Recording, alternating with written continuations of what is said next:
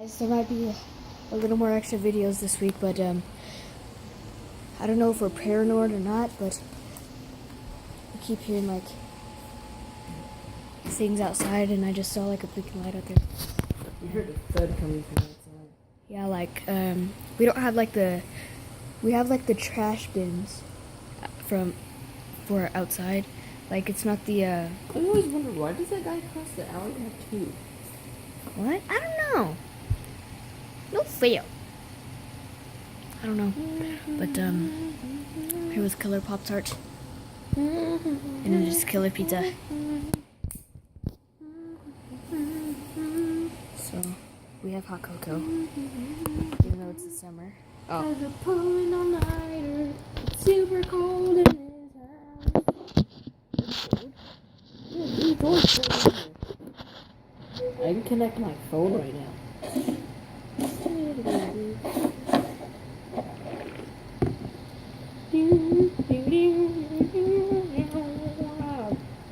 We're a thud like a Like an actual thud, like yeah. kind of from outside. Yeah, from outside. You can't really see anything out there. That's what creeps us out. Yeah.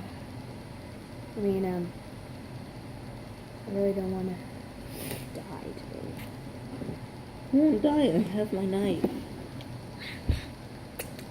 I mean, I think we're just paranoid because we were watching Creepypasta and Mr. Nightmare.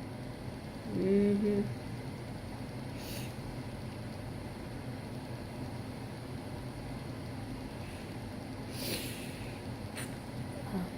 Hitchhiking?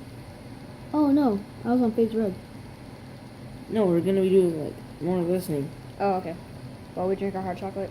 Yeah, what do we listen to? Hitchhiking, I guess. 6 minutes long, will be fine.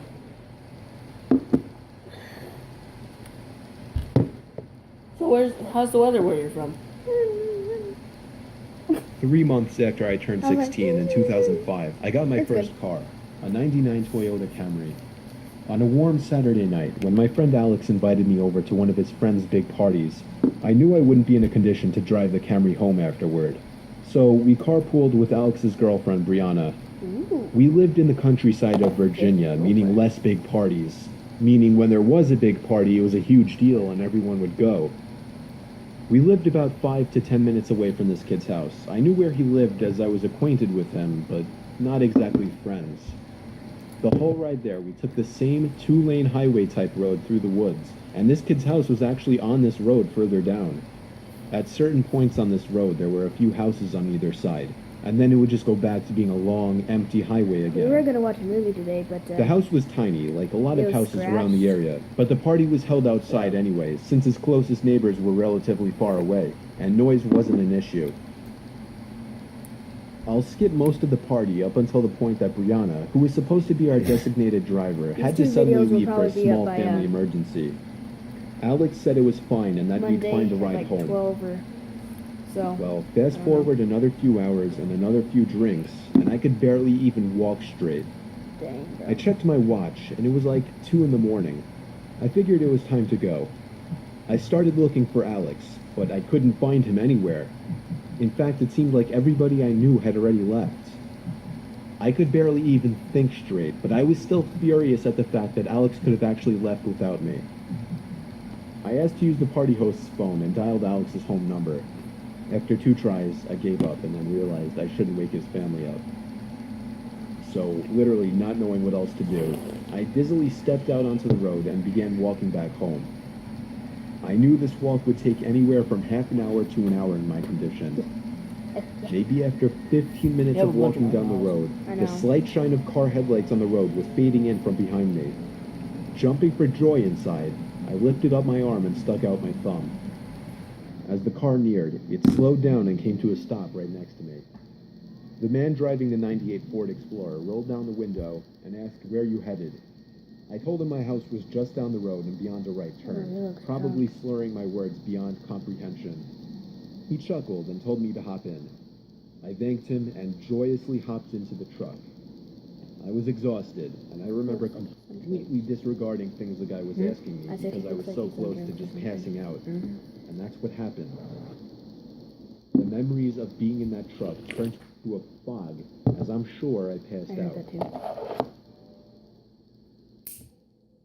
No, just keep it going. The next thing I remember, still in the moving truck, the guy looked at me and laughed, but didn't say anything. I Whoa. looked around What's happening? and realized Ron wasn't Why is it like familiar. cutting off or something? I nervously asked, Like that. where are we going?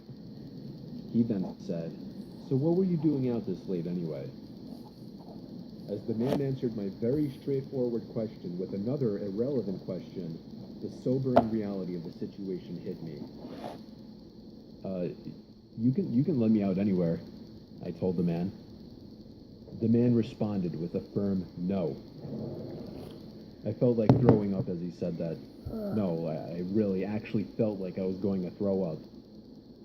I started to gag as I felt more and more nauseous by the second. The man took his eyes off the road to look at me, and that's when I thought of the perfect distraction. I turned in his direction as I continued to gag, and he started to kind of lean away and slow down the car. Thankfully, I drank as much as I did, because I finally threw up and made a point of doing it all over the man's lap. The man yelled in frustration and stopped the car, and that's when I took it upon myself to run for my life into the woods and duck behind a few bushes. The man came following into the woods with a flashlight, and on 2 separate occasions, he shined the light straight over me without noticing. Eventually, I heard his footsteps walk even further into the woods past me. That was when I ran back to his truck, but unfortunately, he was smart enough to lock it. By some miracle, I saw another car approaching in the distance, and I ran out into the middle of the street, waving my arms like a lunatic. The car tried to avoid me, but I wouldn't let it. They were forced to stop, and I yelled at them to help me before they came back. Once I told them that I was kidnapped by the man who was driving that Ford Explorer, the driver agreed to give me a lift. Not to the police station or anything, but to my house. I made it back safely, where I couldn't thank the driver enough. I immediately woke up my parents and told them. My dad wanted to know if I got his tag number, and then I felt like punching myself in the face. I failed to get the simplest information from the guy that would have allowed me to actually properly report him. All I knew was that he drove a faded blue '99 Ford Explorer. I made sure to give Alex a piece of my mind, and part of me always held a grudge against that him from the ever video? since, just for abandoning me at a party without That goes telling me. like. I haven't seen him in 4 years now, however, and this was actually the first time I even thought about this incident for almost a year now. As time goes on, even the worst of memories may start to fade. But after writing this to share with the internet, it's once again fresh in my mind.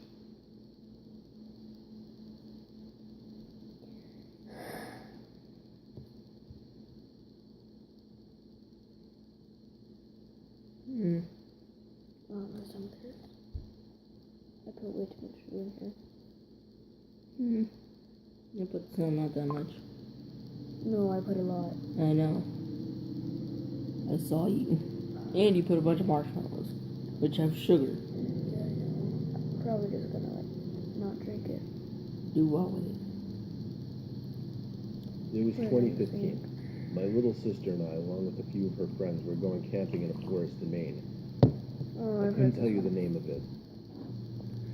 She wanted me to go because I'm older and more experienced with camping. But was it weird camping with a bunch of 14-year-old girls? Yes. I won't share my sister's name, but her friends were Casey, Barbara, and Lexi. My sister insisted I slept in a separate tent than her and her friends, and I was okay with that. So we brought 2 tents. Along with that, I packed the usual camping supplies: food, water, tools, and in my case, a rifle. I always take a gun with me while camping, just because I'm a paranoid guy, and I always want to feel protected while in the middle of the woods at night. After a pretty long day, I helped the girls set up their tents, and then I worked on mine alone as they were all sitting in theirs, gossiping or talking about whatever 14-year-old girls talk about. When I finished, I put the fire out. Being the older brother, I of course felt You'll be responsible for my videotaped, so you'll sister be and like- her friends. You'll So I know moved where the you are. tent really close to theirs, turned on my reading light, and Alright, continued where I left off in the book I was reading. The chattering of the girls in the next tent over was a keep bit doing that. distracting. Mm. It's At one disgusting. point, I heard them talking about a certain boy. Then the conversation switched to Snapchat. I heard Casey So- mention that she didn't have Lexi on Snapchat and asked for her username. I really didn't mean to eavesdrop, but they were I speaking don't want pretty to loud. like. Lexi I don't want gave to keep this Casey her video snap. too long because And about 5 to 10 minutes Is that later, you? Lexi mentioned in a confused that you? voice that some Yeah, random but- person like, added her on Snapchat. okay. I raised my head I from don't my wanna keep book this a bit video as my too interest in long. what was being said suddenly increased. The other girls told So, Lexi to add I'm the gonna person check to see in who with it you guys was. later. A few seconds later, anything they happens. were going on about how the person's Snapchat score was Or you so know low, what? only I'm like just gonna end the 7. video here. It was really bad. Y'all know who it is. Killer Pizza with Killer Pop Tart. See you guys later. Send me a pic. Bye. Then the 4 of them left.